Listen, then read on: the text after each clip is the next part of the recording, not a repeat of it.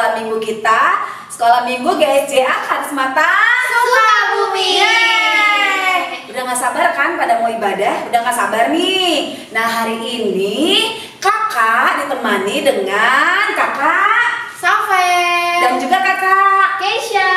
Nah, hari ini kita mau memuji Tuhan ya adik-adik semua. Nah, yuk semuanya kakak ajak untuk bangkit berdiri. Kita mau memuji Tuhan karena kita hari ini itu penuh sukacita, penuh dengan gembira. Jadi kita mau nyatakan hati kita penuh nyanyian untuk siapa?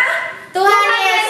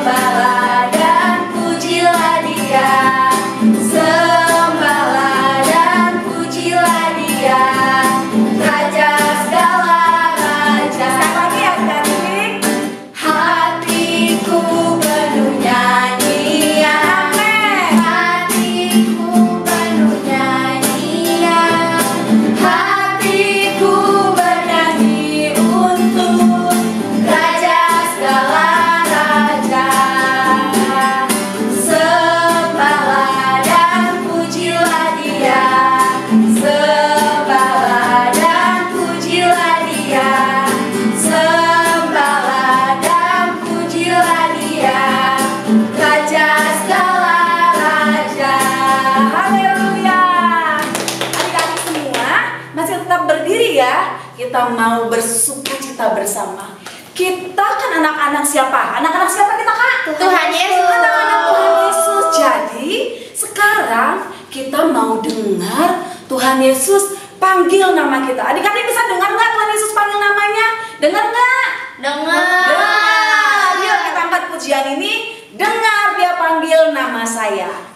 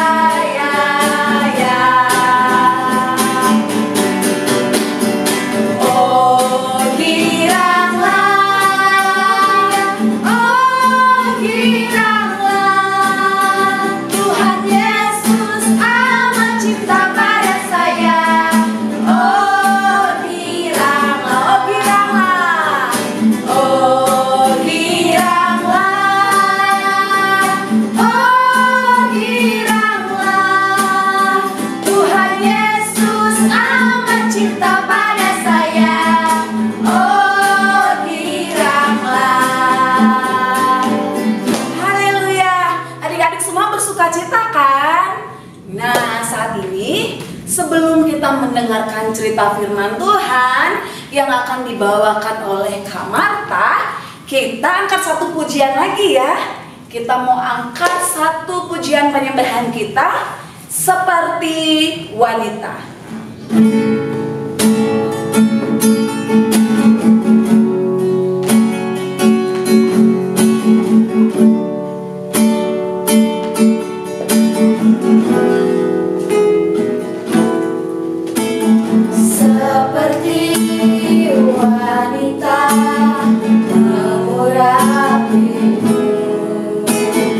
Menangis di bawah kakimu.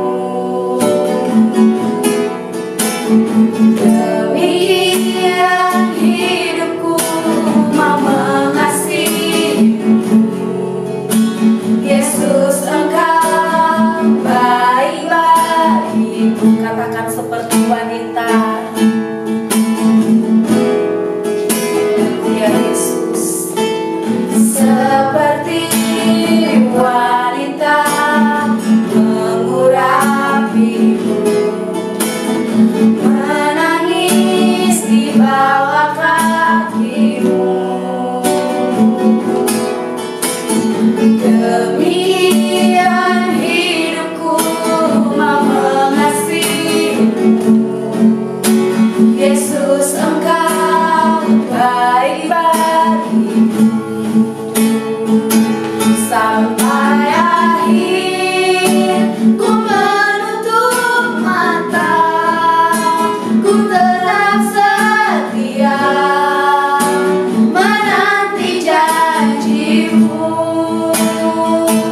Sampai ku dapatkan mahkota kehidupanku, ku tetap setia untuk melayanimu. Sampai akhir ku menutup mata, ku tetap setia menanti janjimu. Sampai ku dapatkan mahkota kehidupanku, ku tetap setia untuk melayanimu.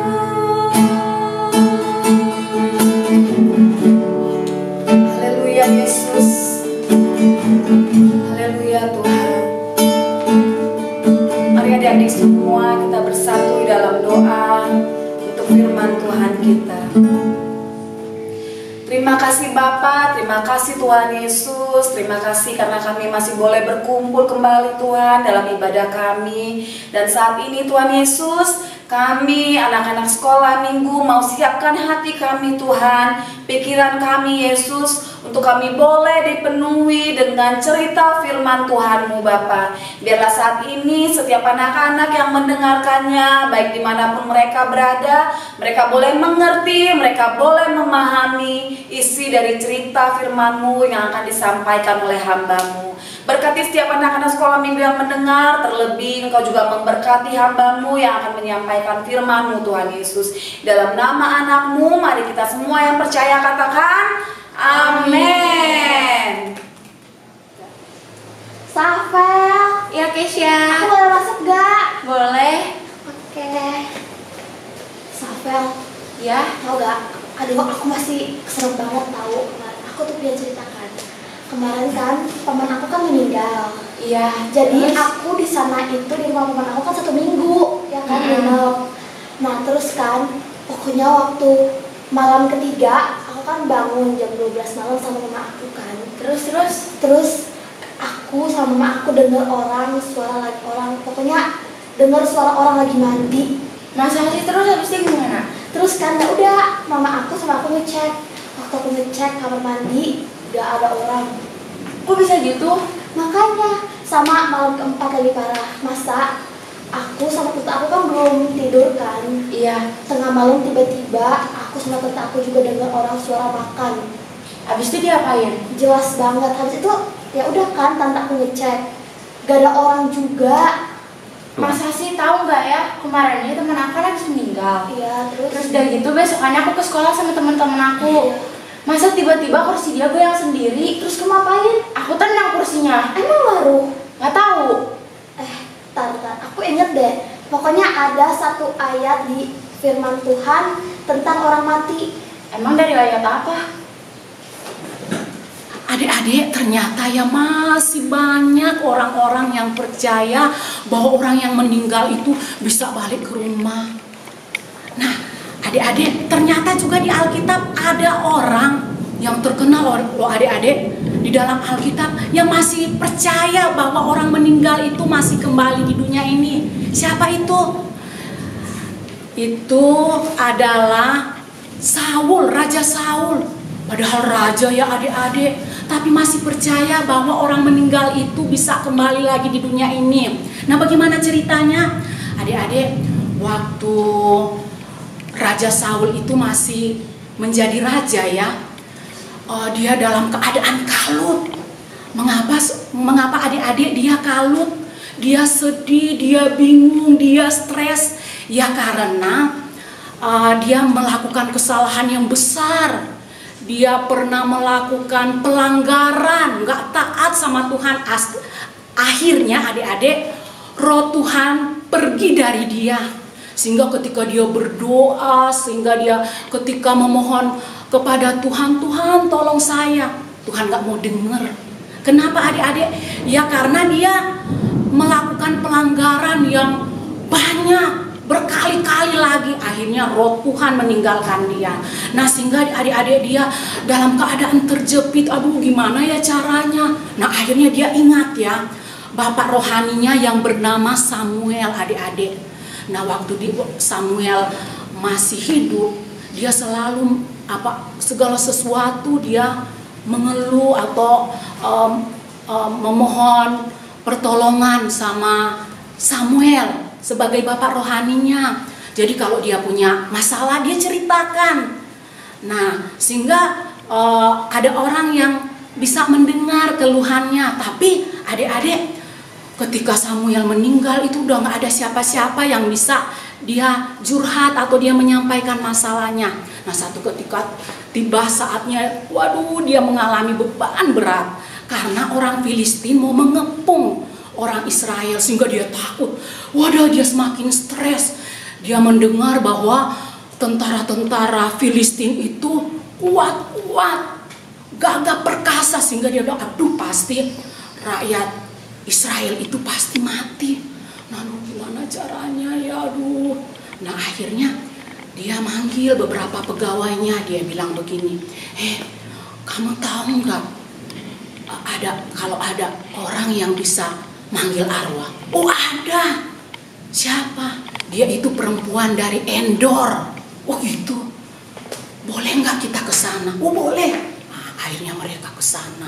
Tapi waktu itu si Raja Saul itu menyamar adik-adik supaya orang nggak kenal dia. Kan malu adik-adik, masa seorang raja yang besar pergi ke paranormal, ke perempuan yang panggil-panggil arwah. Malu ya, jadi dia menyamar adik-adik. Jadi penampilan dia bikin kayak bukan Raja Saul. Nah akhirnya pergilah mereka ke Endor mencari perempuan yang dari Endor yang suka lihat arwah. Arwah itu adik-adik arwah itu adalah orang-orang yang sudah meninggal. Dia mendengar bahwa orang yang sudah meninggal bisa ngomong katanya. Nah akhirnya dia pergi ke perempuan Endor. Nah waktu ketemu dengan perempuan Endor, perempuan Endor tidak tahu kalau itu Saul, yang datang itu Saul. Nah ketika dia tahu kalau itu Saul, kamu Saul ya? Waduh, dia marah. Kamu mau menjebak saya ya? Enggak. Kamu mau perlu apa? Enggak, saya ini lagi dalam keadaan sedih, dalam keadaan cemas. Boleh nggak saya minta tolong? Kata si Saul begitu adik-adik. Oh boleh. Kamu mau ketemu siapa? Aku mau ketemu Samuel, bapak rohani saya. Dia kan udah meninggal beberapa waktu yang lalu. Oke, kalau gitu. Kamu mau ngomong apa? Ya kalau bisa dia tolongin aku. Kan yang ngomong, kan nggak boleh ya.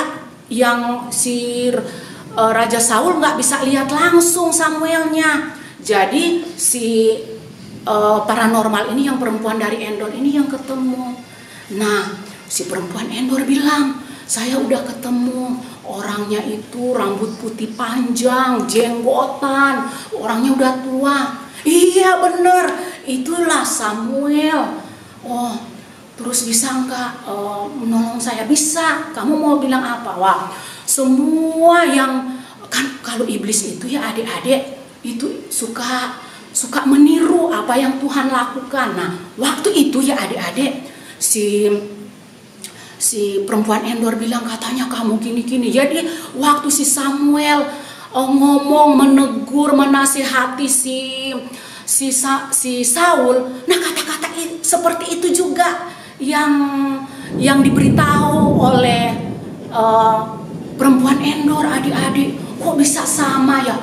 Si Saul bilang, berarti bener kalau si Samuel, saya yakin perkataannya dia. Perkataannya apa adik-adik? Perkataannya bahwa si Saul itu udah nggak Tuhan lagi, Tuhan sudah menolak dia jadi raja. Udah tambah dia sakit hati, tambah sedih.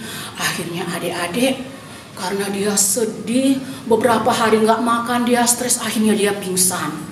Waduh, pingsan karena mikir masalahnya, mikir nggak ada jalan keluarnya. Karena ternyata adik-adik yang muncul waktu itu kira-kira adik Samuel atau bukan sih? Adik-adik di rumah, menurut adik-adik Samuel atau bukan? Nah, adik-adik, mari kita baca firman Tuhan. Nah, dan adik-adik tahu di situ apa firman Tuhan katakan tentang orang yang meninggal. Nah, kita akan baca bersama-sama dalam kitab Ayub pasal 7 ayat ke-9 sampai 10. Sekali lagi adik-adik, kitab Ayub pasal yang ke-7 ayat 9 sampai 10. Firman Tuhan berkata, sebagaimana awan lenyap dan melayang hilang, demikian juga orang yang turun ke dalam dunia orang mati tidak akan muncul kembali. Nah, ayat ke-10 adik-adik.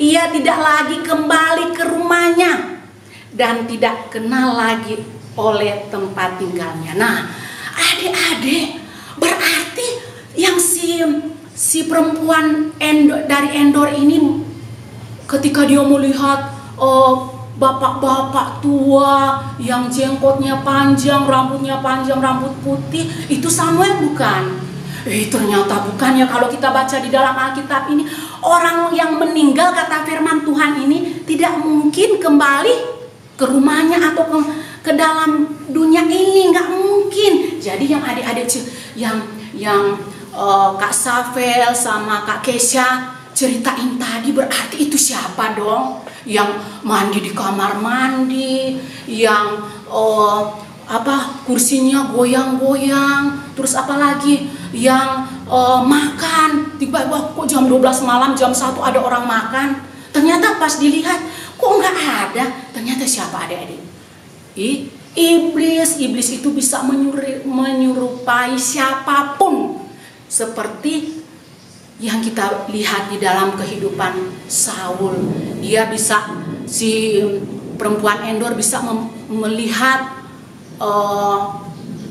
wajahnya si Samuel, padahal sebenarnya bukan itu pekerjaan iblis. Kok bisa ya dia tahu kata-kata yang Samuel dulu ngomong ke Saul, kok bisa ya, kok sama? Nah, karena iblis sifatnya suka menjiplak, suka apa yang dia lihat dia tiru. Nah, bagaimana adik-adik di rumah? Jadi adik-adik di rumah, kita sudah dengar firman Tuhan bahwa orang yang sudah meninggal tidak mungkin kembali di dunia ini, apalagi kembali ke rumahnya. Dia udah tidak kenal lagi adik-adik. Nah, apa pesan firman Tuhan buat adik-adik di rumah? Yang pertama, kita terus banyak belajar firman Tuhan, sehingga kita banyak hal yang kita tahu tentang firman Tuhan. Kalau kita nggak banyak baca firman Tuhan, tentunya adik-adik nggak bisa tahu. Ini pasti adik-adik dengar apa kata orang tentang ada hantu, ada orang yang sudah meninggal datang lagi. Nggak ada adik-adik ya. Yang kedua, pesan rohani buat kita bahwa mulai sekarang dan selamanya adik-adik tidak percaya lagi akan orang meninggal datang ke dunia ini. Dan ketiga adik-adik harus beritahu firman Tuhan ini kepada tetangga kita, kerabat kita, keluarga kita, dan teman-teman kita. Nah adik-adik, jadi orang yang sudah meninggal tidak mungkin kembali lagi di dunia ini. Nah sekian firman Tuhan, Tuhan memberkati. Kita berdoa. Tuhan Yesus, terima kasih buat firman Tuhan yang sungguh memberkati kami. Selama ini kami tidak tahu akan firman Tuhan yang kami sudah dengar tentang orang yang sudah meninggal tidak mungkin kembali lagi, kata firman Tuhan. Karena itu Tuhan, biarlah apa yang kami dengar kami beritahu kepada saudara-saudara kami yang belum tahu tentang firman Tuhan ini. Karena selama ini kami tahu bahwa orang yang sudah meninggal bisa kembali lagi di dunia ini atau kembali lagi di rumah mereka. Tetapi kata firman Tuhan bahwa sesungguhnya orang yang sudah meninggal tidak tahu lagi akan dunia ini. Karena itu Tuhan, kami sungguh bersyukur kalau firman Tuhan mengingatkan kami untuk terus kami banyak belajar firman Tuhan sehingga kami semakin banyak bertumbuh di dalam Tuhan. Terima kasih Tuhan buat firman Tuhan yang memberkati kami. Biarlah kami adik-adik yang di rumah yang sudah mendengar firman Tuhan dapat diberkati melalui firman Tuhan yang kami sudah dengar. Terpujilah nama-Mu Tuhan. Kami sudah berdoa dan bersyukur. Haleluya. Amin. Nah, gimana adik-adik semuanya cerita firman Tuhan tadi? Seru banget. Seru banget. Seru. Kak. Tuh, jadi adik-adik semua tidak boleh takut. Jadi jangan takut tuh, nanti kalau tiba-tiba tetangga kita, keluarga kita ada yang meninggal, terus takut katanya ya dengar cerita nanti dia ada di rumah loh, nanti dia masih ada di kamar loh, masih mandi. Jadi setelah dengar cerita tadi nggak boleh takut lagi ya, nggak boleh takut ya. Nah sekarang kita mau aminkan keberanian kita mau aminkan iman kita tidak boleh takut dengan pujian ini, oke? Jangan takut pada apapun.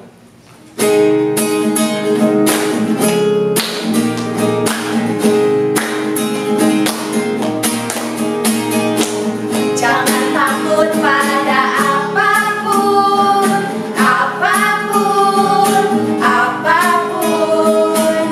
Jangan takut pada apapun, apapun. Sebab Yesus hidup dalammu. Yesuslah terang dunia. Jangan takut kegelapan. Malaikat Allah menjaga kita dari segala yang jahat. Jangan takut pada apapun, apapun, apapun. Jangan takut pada apapun. Sebab Yesus hidup dalamku. Sebab Yesus hidup dalamku. Sebab Yesus hidup dalamku. Jadi adik-adik semua, kita tidak boleh takut ya. Haleluya. Nah sekarang sebelum kita mengakhiri ibadah kita, adik-adik semua duduk yang rapi ya. Kita mau bersatu dalam doa. Yuk kita berdoa. Terima kasih Tuhan Yesus, terima kasih karena kami anak-anak sekolah minggu sudah selesai melakukan ibadah sekolah minggu kami. Kami sudah bersuka cita, kami sudah memuji Tuhan bersama-sama. Dan Tuhan Yesus, sekarang kami akan mengakhirinya. Biarlah Engkau yang memberkati setiap anak-anak sekolah minggu dimanapun mereka berada, apapun yang mereka lakukan, Engkau memberkati sekolah mereka, pendidikan mereka Tuhan Yesus. Juga Engkau memberkati orang tua mereka Tuhan, Engkau berkati pekerjaan usaha mereka. Terima kasih Tuhan Yesus, dalam nama anak-Mu kami akhiri ibadah kami.